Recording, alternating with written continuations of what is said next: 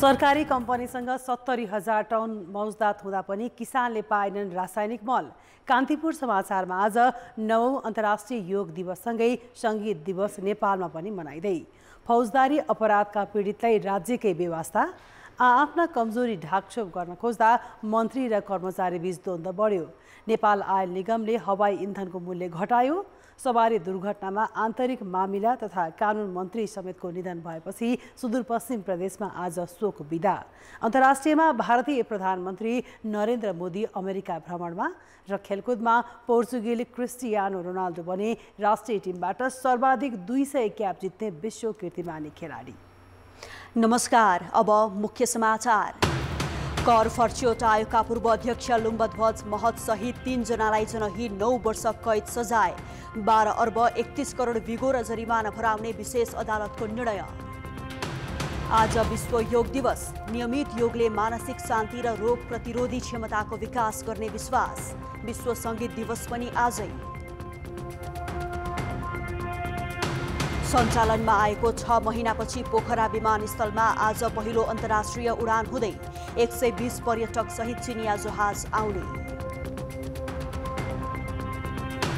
भारतीय प्रधानमन्त्री नरेन्द्र मोदीको अमेरिकामा भव्य स्वागत। ट्विटरका मालिक मस्कसँग भेटवार्ता। भारतमा मानव अधिकारको स्थितिबारे कुरा गर्न सत्तारूढ सांसदहरूको राष्ट्रपति बाइडेनलाई पत्र। र साफ च्याम्पियनसिपको 4औं संस्करण आजदेखि भारतको बेङ्गलोरमा सुरु हुँदै नेपालले बलियो टिम कुवेतसँग प्रतिस्पर्धा गर्दा भारत र पाकिस्तान आम्ने सामने।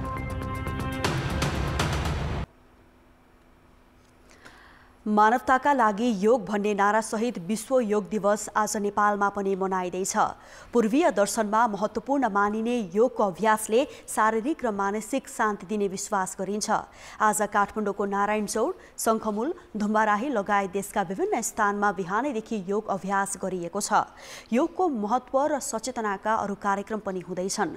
अन्तर्राष्ट्रिय योग दिवसको अवसरमा शुभकामना दिँदै राष्ट्रपति रामचन्द्र पौडेलले नेपालको प्राचीन सभ्यता र जीवन दर्शनसँग गाँसिएको योगलाई विश्वले ग्रहण गर्नु असाध्यै खुसीको विषय भएको उल्लेख गरेका छन्। संयुक्त राष्ट्र सङ्घको महासभाबाट सन् 2014 डिसेम्बर 11 मा पारित प्रस्ताव अनुसार सन् 2015 देखि हरेक वर्ष जुन 21 लाई अन्तर्राष्ट्रिय योग दिवसको रूपमा मनाउन सुरु गरिएको हो।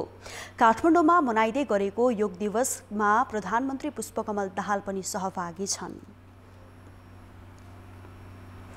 त्यहीबाट प्रत्यक्ष सम्पर्कमा छन् सहकर्मी कृपाल गौतम। कृपाल, अन्तर्राष्ट्रिय योग दिवस त्यहाँ कसरी मनाइँदैछ?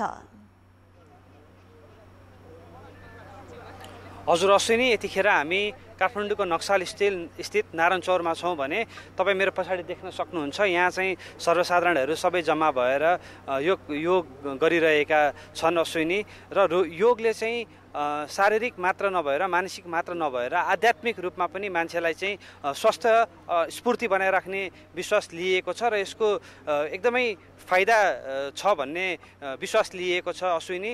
यहाँ चाहिँ मेरो पछाडि जस्तो तपाईँले देख्न सक्नुहुन्छ, मानिसहरू भेला भएर विभिन्न आसनमा भनौँ न विभिन्न उसमा योगहरू गरिरहेका छन्। र योगको महत्त्व के छ भन्ने यसै सन्दर्भमा अहिले हामीसँग योग प्रशिक्षक विष्णु विष्ट हामीसँग अहिले जोडिनु भएको छ। अश्विनी, म उहाँलाई थोरै अलिकति कुरा गर्न चाहन्छु। उहाँसँग के छ योगको महत्त्व, के छ थोरै जानकारी गराइदिनु। योगको महत्त्वको कुरा गरेर विश्लेषण गरेर सकिँदैन। यो योगको महत्त्व धेरै छ, अति राम्रो छ भनेर हामीले संयुक्त राष्ट्र सङ्घमा धेरैचोटि कुरा राख्यौँ। अनि बल्ल बल्ल सन् 2014 मा चाहिँ उनीहरूले यो योग दिवस मनाउनु पर्छ, हो यो महत्त्व रहेछ भन्ने बुझेर जुन 21 लाई चाहिँ विश्व योग दिवसको रूपमा मनाउन लाग्यो। आज संसारभरि मनाइन्छ। नेपालमा चाहिँ 21 जुन भने तापनि कहिले असारको 6 गते पर्छ, कहिले 7 गते पर्छ। महत्त्वको बारेमा बताइए। यसको महत्त्व बयान गरेर साध्य नै छैन सर। यति छ कि यो गर्नाले हामीले औषधि त खानै पर्दैन।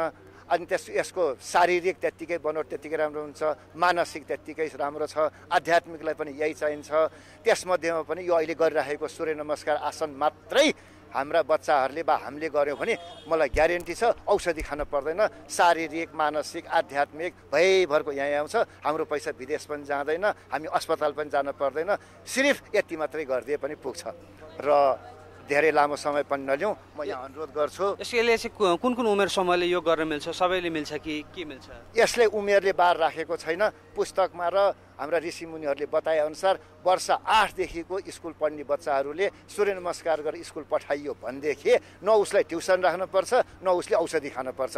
यो मैले सबैलाई धेरै गराएर परीक्षण पनि गरिसकेँ। उसको एकरूपताको शारीरिक मानसिक आध्यात्मिक विकास हुन्छ। औषधि खान नि पर्दैन। यो सूर्य नमस्कार मात्रै गर्दैन त यति महत्त्व छ भने अन्य आसन गऱ्यो भने झन् कति महत्त्वपूर्ण होला। यसका आसनहरू चाहिँ कस्तो कस्तो? यसका आसन प्रत्येक अब 84 लाख आसन भनेको छ। प्रत्येक जीवबाट निकालेको आसन हुन्छ, प्रत्येक चिजबाट निकालेको आसन भनिन्छ। हामीले 1 घन्टा मात्रै 84 आसन गरिदिउँ भनेदेखि त्यो कुरुक्षेत्र हुन्छ। अब त्यसलाई अलि बढाइ चढाइ गर्दै गर्दै गर्दै गएर त महा भइहाल्यो। गृहस्थ जीवनमा बस्ने मान्छेले 1 घन्टा कहिले के गरेर 1 घन्टा उसले आफैलाई दियो भनेदेखि उसले 23 घन्टा चाहिँ सुख प्राप्त गर्छ। केही दुःख भने अनुभवै हुँदैन। धन्यवाद। हजुर, अश्विनी उहाँ हुनुहुन्थ्यो हाम्रो योग प्रशिक्षक विष्णु विष्ट। योगको महत्त्वको विषयमा जानकारी गराउँदै। जानकारीका लागि धन्यवाद कृपाल। उनी थिए सहकर्मी कृपाल गौतम नक्सालबाट। आज देशका विभिन्न ठाउँमा योग दिवस मनाइएको छ र आज विश्व योग दिवस पनि परेको हुनाले यसको महत्त्वको बारेमा जानकारी गराउँदै अब बाँकी समाचार। विशेष अदालतले आन्तरिक राजस्व विभागका तत्कालीन महानिर्देशक चूडामणि शर्मा र कर फर्च्योट आयोगका पूर्व अध्यक्ष लुम्बध्वज महत र सदस्य उमेश ढकाललाई जनही 9 वर्ष कैद र 4 अर्ब 10 करोड बिगो तथा जरिवाना सजायको फैसला गरेको छ। विशेष अदालतका अध्यक्ष न्यायाधीश श्रीकान्त पौडेल, सदस्य न्यायाधीशहरू यमुना भट्टराई र शालिग्राम कोइरालाले इजलासले हिजो उनीहरूको सजाय निर्धारण गरेको हो। विशेष आयोगका अध्यक्ष लुम्बध्वज महतलाई 9 वर्ष 1 महिना कैद तथा ढकाल र शर्मालाई 9 वर्ष कैद तोकेको प्रवक्ता दिपेन्द्र योगीले जानकारी दिएका छन्। यस्तै इजलासले उनीहरूलाई जनही 4 अर्ब 10 करोड जरिवाना सुनाएको छ। राजस्व चुहावट गरी भ्रष्टाचार गरेको भन्दै अख्तियारले दायर गरेका 2 मुद्दामा उनीहरूलाई गत जेठ 18 गते दोषी ठहर गरी हिजो सजाय सुनाइएको हो। गैरकानुनी सम्पत्ति आर्जन गरेको अर्को मुद्दामा भने उनीहरूलाई सफाई दिएको थियो। विभिन्न व्यापारीलाई अनियमित तरिकाले कर छुट दिएको अख्तियारको आरोपसहित 2074 साल असारमा उनीहरू विरुद्ध 10 अर्ब 96 करोड रुपैयाँ भ्रष्टाचार गरेको भन्दै विशेष अदालतमा मुद्दा दायर गरेको थियो। तत्कालीन अर्थमन्त्री रामचरण महतले मन्त्री परिषदबाट निर्णय गराई कर फर्च्योट आयोग ऐन 2033 को दफा 3 बमोजिम 2071 माघ 22 गते लुम्बध्वज महत अध्यक्ष र उमेश प्रसाद ढकाल चूडामणि शर्मा सदस्य सचिव रहेको आयोग गठन गरेका थिए। आयकर ऐन 2058 अनुसार कर घटाउने बढाउने छुट दिने जस्ता कार्य गर्न पाइने व्यवस्था विपरीत 2033 सालको ऐनबाट आयोग बनाइएको विषय भन्दै त्यति बेला नै विवाद भएको थियो। आयोगको प्रतिवेदन लेखा परीक्षण गर्न महालेखा परीक्षकको कार्यालयलाई दिन समेत आनाकानी गरिएको थियो। पछि लेखा परीक्षण गर्दा 20 अर्ब भन्दा बढी अनियमितता भएको देखिएपछि अख्तियारले अनुसन्धान थालेको थियो। पीडितको न्यायका लागि सरकारले नै मुद्दा चलाउने र आरोपीको विपक्षमा पैरवी गर्ने फौजदारी न्याय प्रणालीको सर्वमान्य प्रचलन हो। राज्य संयन्त्रले पीडितको न्यायका लागि भन्दै अनुसन्धान तथ्य सङ्कलन गर्छ र अदालतले दोषी ठहर गर्छ। तर त्यसरी दोषी ठहरेका व्यक्तिको संरक्षण सरकार आफैले गर्छ भने पीडितले न्याय माग्न कहाँ जाने? सरकारले गरेका केही निर्णयहरू पीडितलाई आघात पुग्ने र पीडकको संरक्षण गर्ने खालका छन्। त्रिभुवन विश्वविद्यालयका उपप्राध्यापकमाथि कुटपिट गर्नेको मुद्दा फिर्ता लिने निर्णय होस् या हत्याका घटनामा अदालतले दोषी ठहर गरेकाहरूलाई माफी दिँदा नै किन नहोस्, सरकारले पीडितलाई पुरै व्यवस्था गरेर विधिको शासनको धज्जी उडाएको छ। सोमबार काठमाडौँ जिल्ला अदालत परिसरमै अनसन बस्न पुगे त्रिभुवन विश्वविद्यालयका उपप्राध्यापक प्रेम चलाउने। शरीरको घाउ त बिस्तारै निको हुँदै थियो, तर उनीमाथि आक्रमण गर्नेहरूले भन्दा बढी चोट राज्यले दिएको छ। शरीरभरि चोट बोकेर 2 वर्षसम्म बैशाखीको सहारामा हिँडिरहेका उपप्राध्यापक चलाउनेमाथि आक्रमण गरेको आरोप लागेका सत्तारूढ कांग्रेस निकट नेवी सङ्घका 7 जना कार्यकर्ता विरुद्ध काठमाडौँ जिल्ला अदालतमा मुद्दा चलिरहेको छ। तर सरकारले उनलाई न्याय होइन, मुद्दा फिर्ता लिएर पीडकको संरक्षण गरिदिएको छ। न्याय पाउने बाटो सरकारले नै थुनिदिएपछि उनी बाध्य भएर विश्वविद्यालयमै अनसन बस्न पुगे। फलो गरिएको थियो हप्तौं मेरो पछाडि अनि त्यसपछि हप्तौँको योजना पछाडि चाहिँ अनि वारदात घटाइएको थियो हैन। अनि त्यसका योजनाकार चाहिँ हरि आचार्य र योगेन्द्र रावल थिए, दुईजना। कुनै पार्टीको ब्यानरमा चाहिँ अपराध गरेपछि त्यसमा त्यसलाई केही पनि नहुने भयो नि, उसले मान्छे मारे पनि उसलाई केही पनि नहुने भयो के। त्यसो त राजनीतिक आवरणमा पीडित भन्दा पीडकको संरक्षण भएको यो पहिलो घटना होइन। राजनीतिक दाउपेचकै लागि सरकारले कैलालीको टिकापुर घटनामा 8 सुरक्षाकर्मी र 2 वर्षीय नाबालकको हत्या आरोपमा 3वटै अदालतबाट दोषी ठहर रेशम चौधरीको कैद मिनाहा गरिदियो। आफन्त गुमाउने परिवारसँग एक शब्द समेत नसोधी जन्मकैदका आरोपीलाई उन्मुक्ति दिएपछि पीडित पक्ष न्यायको ढोका ढकटेक्याउँदै अहिले सर्वोच्चमा पुगेका छन्। गम्भीर र जघन्य प्रकृतिका अपराधमा समेत पीडकलाई सरकारले संरक्षण गर्ने प्रवृत्ति विकास हुँदा पीडितको न्याय मर्ने स्थिति आएको हो।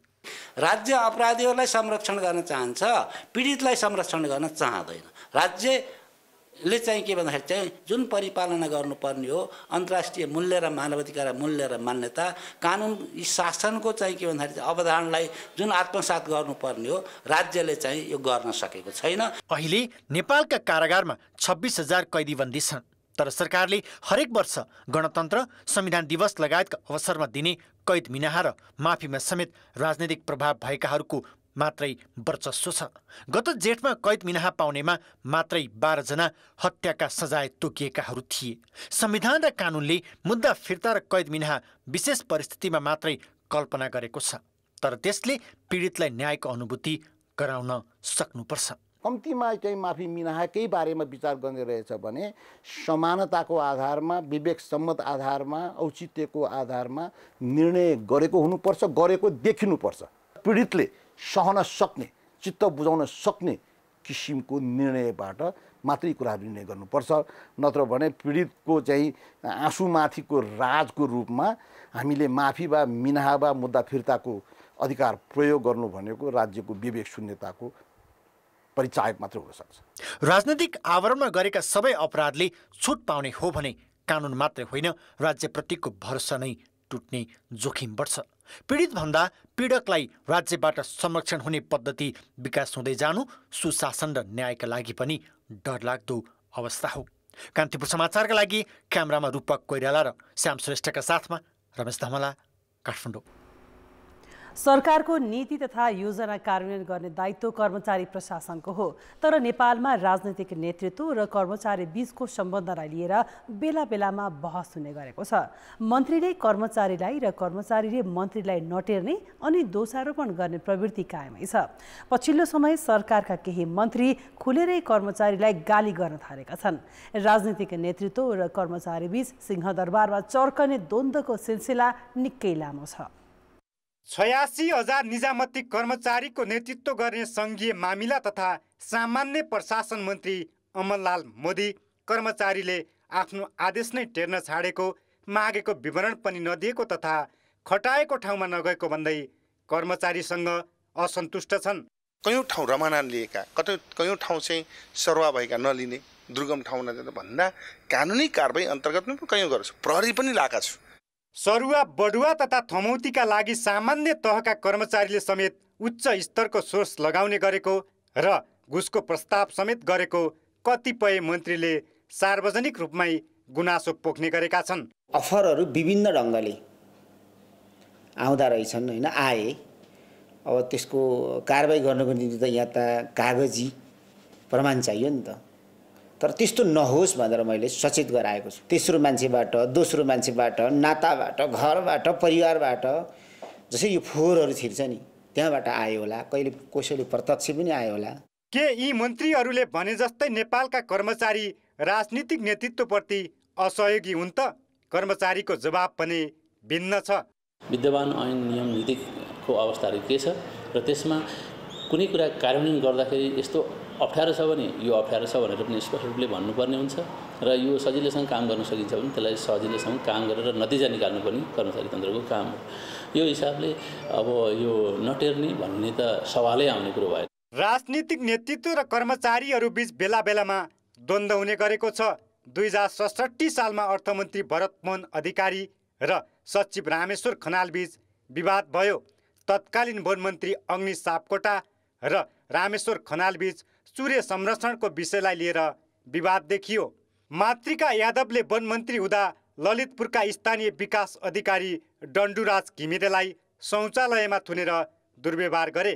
तत्कालीन पर्यटन मन्त्री प्रेमबहादुर आलेले नेपाल वायु सेवा निगमका महाप्रबन्धक युवराज अधिकारीलाई अश्लील गाली गलौज गरे। तत्कालीन कृषि राज्य मन्त्री करिना बेगमले आफूलाई विमानस्थलमा लिन पुरानो गाडी पठाएको भन्दै पर्साका सिडिओ दुर्गा भण्डारीमाथि हातपात गरेकी थिइन्। सङ्घमा मात्र होइन, मन्त्री र कर्मचारी बीचको द्वन्द प्रदेशमा समेत देखिएको छ। गण्डकी प्रदेशका तत्कालीन खेलकुद मन्त्री राजीव गुरुङले मन्त्रालयका सूचना अधिकारी प्रकाश ओझामाथि हातपात नै गरेका थिए। त्यस्तै मध्य प्रदेशका तत्कालीन आर्थिक मामिला मन्त्री विजय कुमार यादवले उद्योग मन्त्रालयका सचिव विद्यानाथ झालाई कार्यकक्षमा बोलाएर थप्पड हाने। आखिर किन हुन्छ त नेतृत्व र कर्मचारी बीच द्वन्द? स्वार्थ मिल्दा मिल्ने, स्वार्थ नमिल्दा एकले अर्कोलाई घृणा गर्ने। कर्मचारीले नेताहरूलाई भन्ने यी फटा हुन् र नेताहरूले कर्मचारीलाई भन्ने यी भ्रष्ट हुन्, यी कामचोर हुन्। यो पहिलेदेखि नै चले हो। तर एउटा कुरा के बुझिदिनुपर्छ भने दुवैका आफ्ना सीमाहरू हुन्छ। त्यो सीमा लङ्घन जसले गर्छ नि त्यसलाई कारबाही गर्नु पर्यो, त्यसलाई हटाइदिनु पर्यो। राजनीतिक नेतृत्व र कर्मचारी बीच सद्भावपूर्ण सम्बन्ध नभएसम्म सरकारी नीति कार्यान्वयनमा सम्भव छैन। कर्मचारी र मन्त्री बीच सधैँ द्वन्द भइरहन्छ भन्ने चाहिँ होइन। नक्कली भुटानी शरणार्थी प्रकरणमा देखिएको नेता कर्मचारी जालोले यसलाई पुष्टि गरिसकेको छ। तर नराम्रो काममा मत मिल्ने मन्त्री र कर्मचारीहरू राम्रो कामका लागि मिलिदिए देशले दुर्गति भोग्नुपर्ने थिएन कि? कान्तिपुर समाचारका लागि बर्दिया सहकर्मी कमल पन्ती र क्यामेरामा मुरारी घिमिरेका साथमा प्रकाश बम, काठमाडौँ। समाचार अझै बाँकी।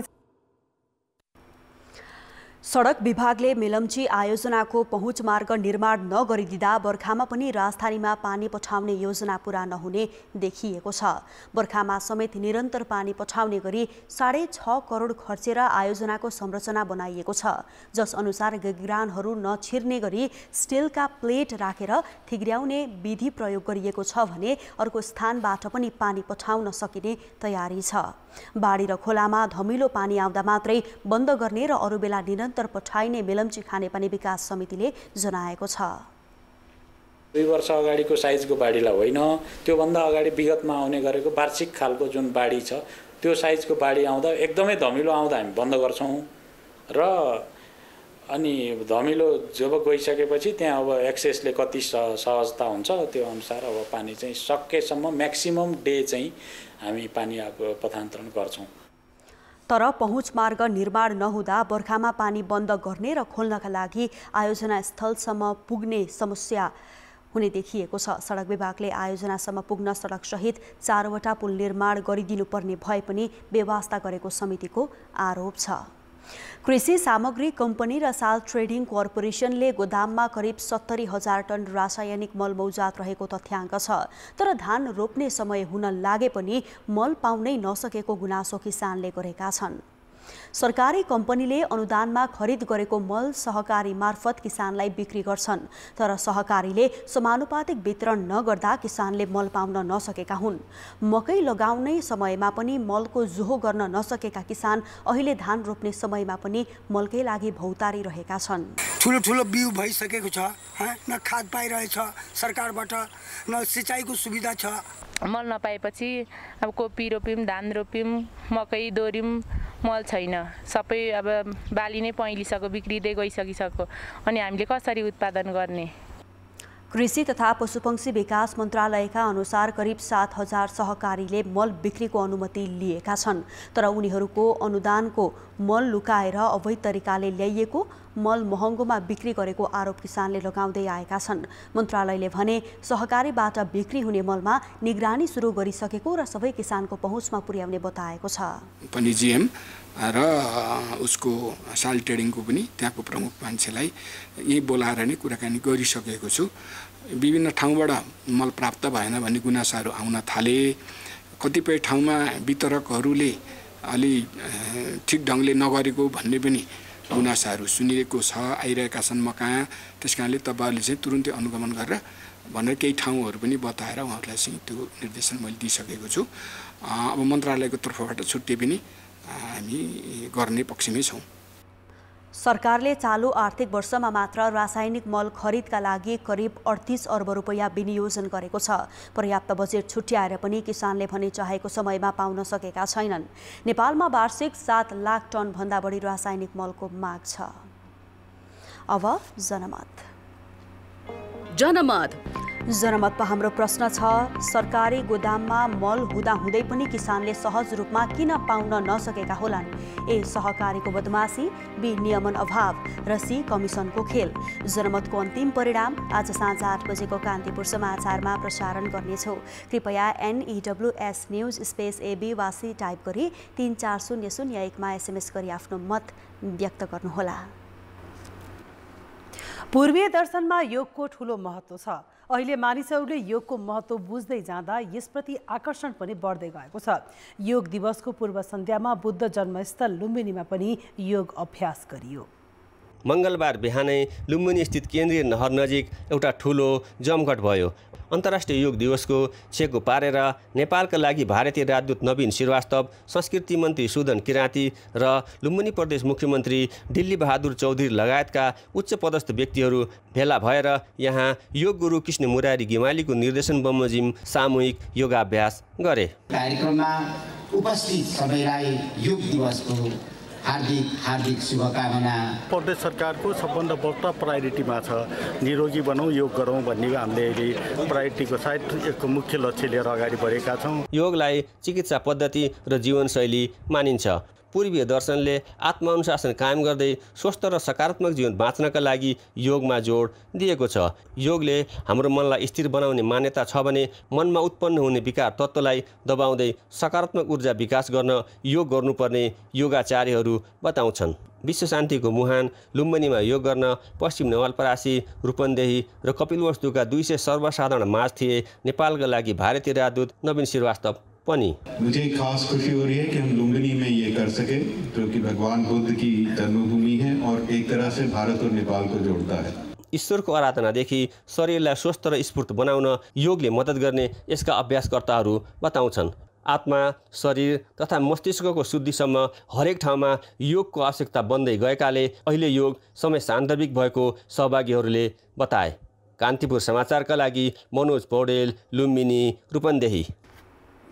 अब जनताको आवाज हामीले सातै प्रदेशमा सोधेका छौँ। स्वास्थ्य बिमालाई प्रभावकारी बनाउन के गर्नु पर्ला? जनताको आवाज। विभिन्न ठाउँमा चाहिँ विभिन्न हस्पिटलहरूमा चाहिँ बिमा लागू गरिदियो भनेदेखि अनि त्यस पछाडि चाहिँ यो भिडभाडहरू कम्ती हुने हस्पिटलमा पनि, अनि सबैले सुविधाहरू पनि आनन्दले पाउने त्यो हुन्छ। स्वास्थ्य बिमा चाहिँ यो सरकारी हस्पिटलमा मात्रै लागू हुन्छ, यो प्राइभेट हस्पिटलहरूमा पनि लागू हुनु पर्यो। सुगर जस्ता बिरामीहरू, क्यान्सर जस्ता बिरामीहरूको लागि पनि औषधिको केही व्यवस्थापन गर्ने। स्वास्थ्य बिमा गरे बापतको कति सेवा पाउने हो, त्यो सेवा पूर्ण रूपमा पाउनुपर्छ। 80% दबाई पाइएछ, 20% कमै छ। पैसा आज हामीले तिरेको हुन्छ, अब हामीले सुविधा चाहिँ 3 महिना पछाडि मात्रै पाउँछौँ। त्यसको त केही अर्थै भएन। मुख्य त अब चेतनाको विकासै हुनु पर्यो। नियमनकारी निकायले व्यवस्थित ढङ्गले नियमहरू, कानुनहरू, त्यसलाई आवश्यक पर्ने नियमावलीहरू बनाइदिनुपर्छ। कतिपय त गरिबहरू पनि छन् नि त, तिनीहरूलाई पनि सबैलाई समेट्नुपर्छ। समयमा कार्यान्वयन हुनु पर्यो। भनेको औषधि भनेको ठाउँबाट पाउनु पर्यो। सबैको पहुँच हुनु पर्यो। निजी अस्पतालमा पनि लागू गर्नु पर्यो। दीर्घ रोगीहरूलाई त्यसलाई छुट्टै व्यवस्था गर्नु पर्यो। कार्यान्वयनको तहमा चाहिँ के भइरहेको छ भन्ने कुरा चाहिँ नेपाल सरकार र त्यो जुन स्वास्थ्य बिमा गर्ने सङ्घ संस्थाले पनि अनुगमन गर्नुपर्छ। सरल वातावरण निर्माण गरिदिनु पर्यो। यो औषधि हामीसँग छैन, तपाईँहरूले बाहिर गएर किन्नुहोस् है भन्ने कुरो आउँछ, त्यसमा चाहिँ अलिकति अनुगमन नपुगेको हो कि। सरकारले प्रचार प्रसारको व्यवस्था पनि गर्नुपर्ने अत्यन्तै जरुरी देखिन्छ।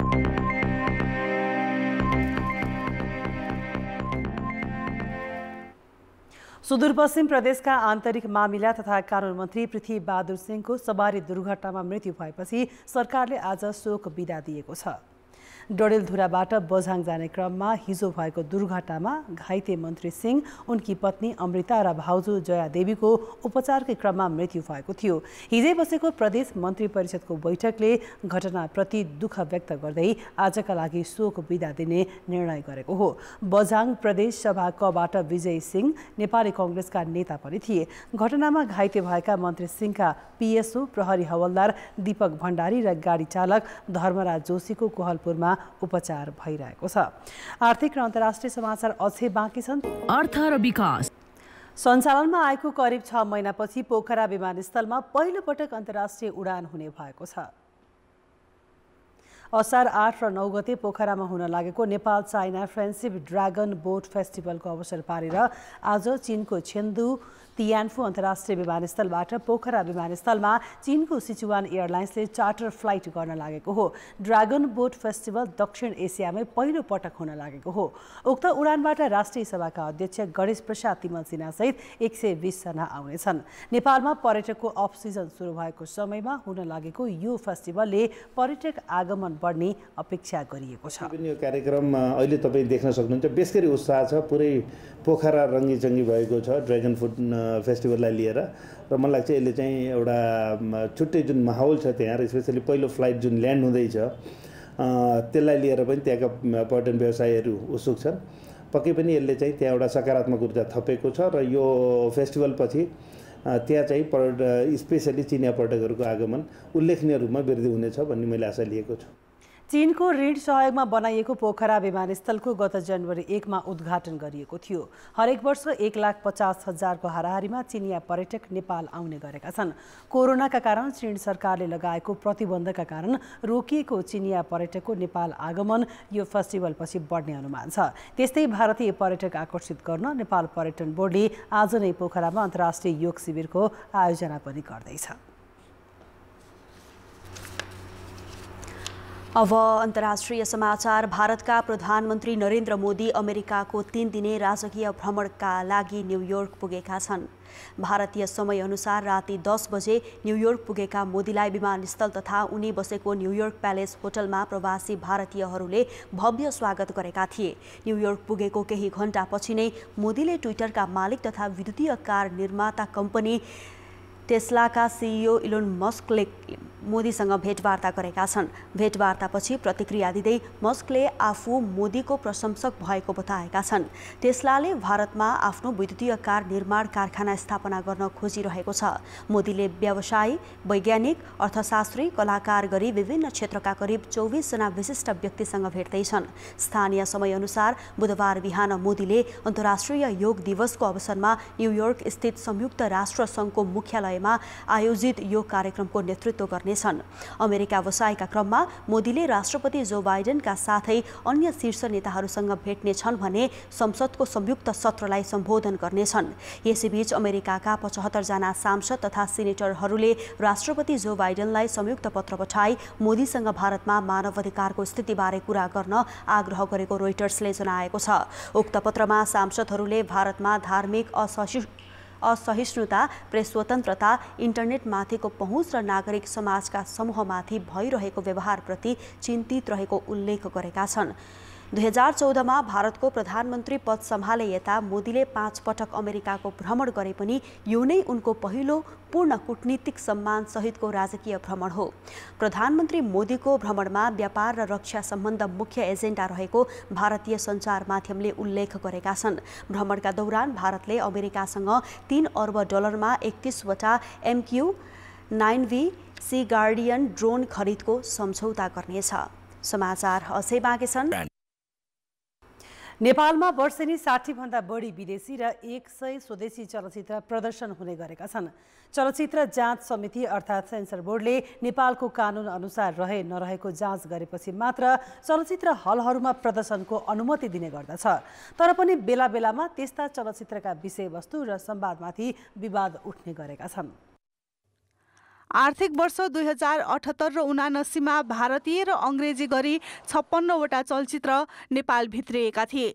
चालु आर्थिक वर्षको जेठसम्म भने 67 वटा विदेशी चलचित्र भित्रिसकेका छन्। ठूला बजेटका चलचित्रले वितरकले गरेको लगानीको 400% सम्म आम्दानी लैजान्छन्। तर तिनैलाई नेपाल सरकारले सहुलियत दिएको छ।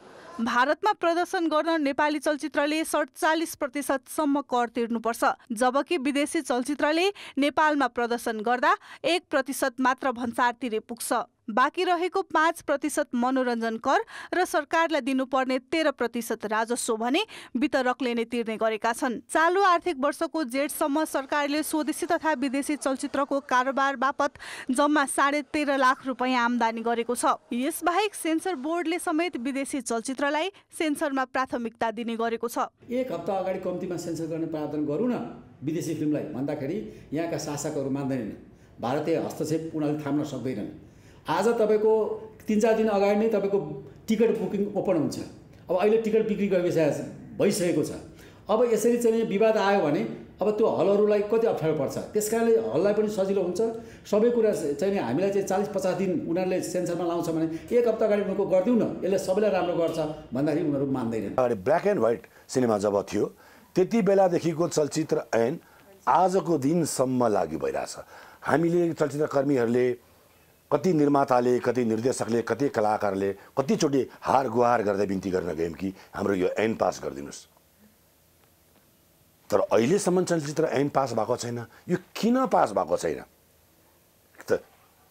र फेरि हो यस्ता समस्याहरूको समाधान यदि पास नगर्ने हो भने फेरि उहाँहरूले नै गर्नु पर्यो। 2026 सालमा बनेको चलचित्र निर्माण, प्रदर्शन तथा वितरण ऐनमा नेपालको शान्ति सुरक्षा, जातीय सद्भाव, सार्वजनिक हित, सदाचार वा नैतिकताको प्रतिकूल असर पर्ने वा अपराधलाई दुरोत्साहन दिने किसिमको चलचित्रलाई सेन्सर बोर्डले अनुमति नदिने उल्लेख छ।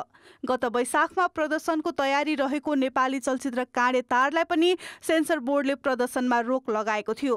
नेपाल र भारत बीचको सीमा व्यवस्थापनलाई मुख्य विषय बनाइएको चलचित्रले दुई देश बीचको सम्बन्धमा असर पर्ने भन्दै बोर्डले आपत्ति जनाएको थियो।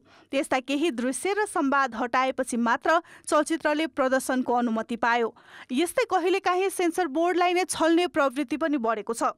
2078 वैशाखमा भारतीय चलचित्र राधेलाई पनि सेन्सर नगराई सिधै डिजिटल प्लेटफर्ममा रिलिज गर्न लागिएपछि सेन्सर बोर्डले रोकेको थियो। पछिल्लो पटक भारतीय चलचित्र आदिपुरुषमा भएको नेपाली विभूति जानकी सम्बन्धी संवाद पनि बोर्डले मेट्न लगायो। अब हामीले अब इन्डियामा चाहिँ तपाईहरु पनि हटाउनुस्, अरु देशमा पनि हटाउनुस्, अरु भाषाको पनि हटाउनुस् भनेर त भन्न सक्दैनौँ नि त। हाम्रो पनि क्षेत्राधिकार हो नि त। त्यसैले हामी नेपालको लागि मात्रै भनेको छ। भारतीय चलचित्र आदिपुरुषको संवाद भारतमै सच्याए मात्र नेपालमा प्रदर्शन गर्न दिने काठमाडौँ महानगरको अडानपछि महानगरभित्रका 17वटा हलमा उक्त चलचित्र प्रदर्शन भएन। नेपालका अन्य स्थानीय तहले पनि आफ्नो पालिकाभित्र प्रदर्शनमा रोक लगाउन थालेपछि वितरकले चलचित्र नेपालका सबै हलबाट हटाए। सेन्सर बोर्डले नै पास गरेको चलचित्रलाई स्थानीय तहले रोक लगाएको भन्दै वितरकहरू कानुनी उपचार खोज्ने तयारीमा छन्। नेपालमा सञ्चार, गृह तथा कानुन मन्त्रालयका पदाधिकारी र निजी क्षेत्रका विज्ञ समेत बसेर चलचित्र सेन्सर गर्ने गरिन्छ। तर दृश्य र संवाद जाँच गर्ने बाहेक कस्ता विदेशी चलचित्र भित्र्याउने र तिनले समाजमा कस्तो प्रभाव पार्छन् भन्ने जस्ता विषयमा भने सरकार गम्भीर भएको पाइन्न। कान्तिपुर समाचारका लागि क्यामेरामा हेम प्रसाई र राजेन्द्र महर्जनका साथ सृजना बास्तोला, काठमाडौँ। समाचार अझै बाँकी छन्। खेलकुद समाचार। साफ च्याम्पियनसिपको 14औं संस्करण आजबाट भारतको बेङ्गलोरमा सुरु हुँदैछ। पहिलो खेलमा नेपालले आमन्त्रित टिम कुवेतको सामना गर्नेछ। यो खेल दिउँसो 4:45 बजे श्री कान्तरवामा हुनेछ। कुवेत र लेबनानले पहिलो पटक आमन्त्रित टिमको रूपमा साफ खेल्न लागेका हुन्। साबिक उपविजेता समेत रहेको नेपालले उद्घाटन खेलमा नै विश्वकप खेलिसकेको कुवेतको चुनौती पाएको हो। प्रशिक्षक भिन्सेन्सो अल्बर्तो एनेसले नेपालको छोटो समय तयारी गरेको भए पनि राम्रो प्रदर्शनको अपेक्षा राखेका छन्। नेपालले अहिलेसम्म साफको उपाधि जित्न सकेको छैन। नेपालले साफ अघि तयारीको मौका समेत पाएको थिएन। फिलिपिन्ससँग एक मैत्रीपूर्ण खेल खेलेको नेपाल 1-0 गोलले पराजित भएको थियो। त्यसैगरी शहीद स्मारक ए डिभिजन लिग जारी रहँदा क्लबहरूले खेलाडी रिलिज गर्न नमान्दा अभ्यास हुन सकेको थिएन। कुवेत फिफा वरियताको 143औं र नेपाल 174औं स्थानमा छ। नेपाल र कुवेत बीच अहिलेसम्म भएका 3 खेलमा नेपाल जितविहीन छ। पछिल्लो पटक 2022 मा एसिया कप छनौटको तेस्रो चरणमा नेपाललाई कुवेतले 4-1 गोलले पराजित गरेको थियो। नेपाल र कुवेतसँगै समूह ए मा आयोजक भारत र पाकिस्तान समेत रहेका छन्। पाकिस्तान र भारत बीच राति 7:45 बजे दोस्रो खेल हुनेछ। साफ च्याम्पियनसिपको प्रत्यक्ष प्रसारण कान्तिपुर टेलिभिजन एचडी मा हुनेछ। कान्तिपुर खेलकुद समाचार अहिले यति नै। कान्तिपुर समाचार अहिलेलाई सकियो। कान्तिपुर टेलिभिजन हेर्दै गर्नुहोला। नमस्ते।